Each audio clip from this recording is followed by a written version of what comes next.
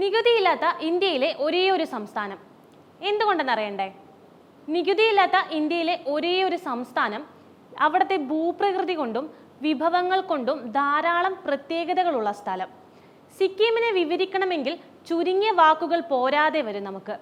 എങ്കിലും എന്തുകൊണ്ട് സിക്കിം ഇന്ത്യയിലെ ഒരേയൊരു നികുതിരഹിതമായ സംസ്ഥാനമായി മാറി എന്ന് നിങ്ങൾക്കറിയണ്ടേ? നമുക്ക് നോക്കാം. ഫെബ്രുവരി 1 കേന്ദ്ര ധനമന്ത്രി നിർമ്മല സീതാരാമൻ 2025 കേന്ദ്ര ബജറ്റ് അവതരിപ്പിച്ചപ്പോൾ ഇന്ത്യയിലെ ഒരു അപൂർവ സാമ്പത്തിക സൗകര്യം അനുഭവിക്കുന്ന ഒരു സഖ്യം ജനതയെക്കുറിച്ച് എടുത്തു പറഞ്ഞിരുന്നു.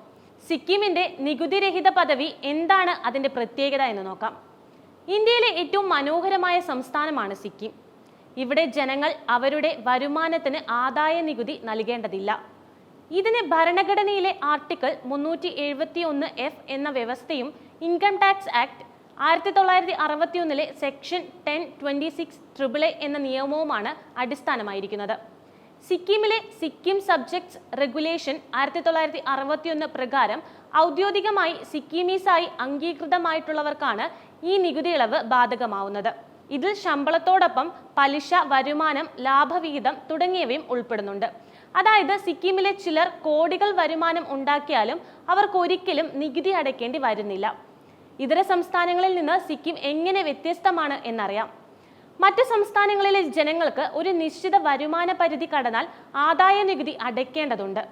കൂടാതെ എല്ലാ നികുതിദായകരും ജൂലൈ 31 ടാക്സ് റിട്ടേൺ ഫയൽ ചെയ്യേണ്ടതാണ്. എന്നാൽ സിക്കിമിലെ സിക്കിമീസ് പൗരന്മാർക്ക് ITR ഫയൽ ചെയ്യേണ്ടതല്ല.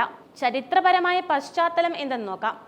1975 ഇന്ത്യയിൽ ലയിക്കുന്നതിന് മുമ്പ് സിക്കിം ഒരു സ്വതന്ത്ര രാജ്യമായിരുന്നു.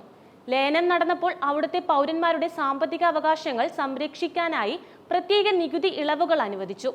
ഇതിന്റെ ഭാഗമായാണ് ഇന്ന് വരെ സിക്കിമുകാർക്ക് ആദായ നികുതി ഇളവ് ലഭിക്കുന്നത്. നികുതിരഹിത പദവിയിലൂടെ ലഭിക്കുന്ന സാമ്പത്തിക ഗുണങ്ങൾ എന്തൊക്കെയാണെന്ന് അറിയണ്ടേ? സിക്കിമിലെ ജനങ്ങൾക്ക് നികുതി ബാധ്യത ഇല്ലാത്തതിനാൽ അവരുടെ കയ്യിലുള്ള ഡിസ്പോസബിൾ ഇൻകം ഉയർന്നിരിക്കുന്നുണ്ട്.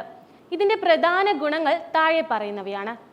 നിക്ഷേപങ്ങൾ വർദ്ധിച്ചു. ടൂറിസം, കാർഷിക മേഖല, ചെറിയ ബിസിനസ്സുകൾ എന്നിവയിൽ കൂടുതൽ നിക്ഷേപം ലഭിച്ചു. പ്രാദേശിക സമ്പദ് വ്യവസ്ഥ, അതാണ് രണ്ടാമത്തേത്.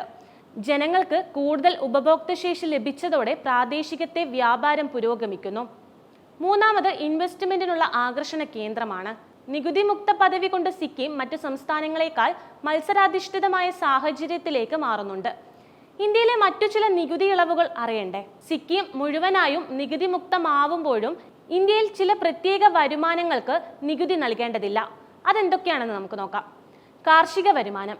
ഇന്ത്യയിൽ മുഴുവൻ കാർഷിക വരുമാനം നികുതി മുക്തമാണ്. NRE അക്കൗണ്ടിലെ പലിശയാണ് അടുത്തത്.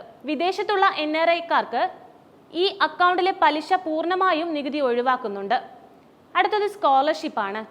സർക്കാർ അനുവദിക്കുന്ന സ്കോളർഷിപ്പുകൾക്കും നികുതി ബാധകമല്ല. സിക്കിമിന്റെ നികുതി ഇളവ് സമഗ്രമായി വിലയിരുത്തുമ്പോൾ സിക്കിം ഇന്ത്യയിലെ ഏകപ്പെട്ട സാമ്പത്തിക ഫ്രീ സോൺ എന്ന നിലയിൽ നിലകൊള്ളുന്ന സംസ്ഥാനമാണ്.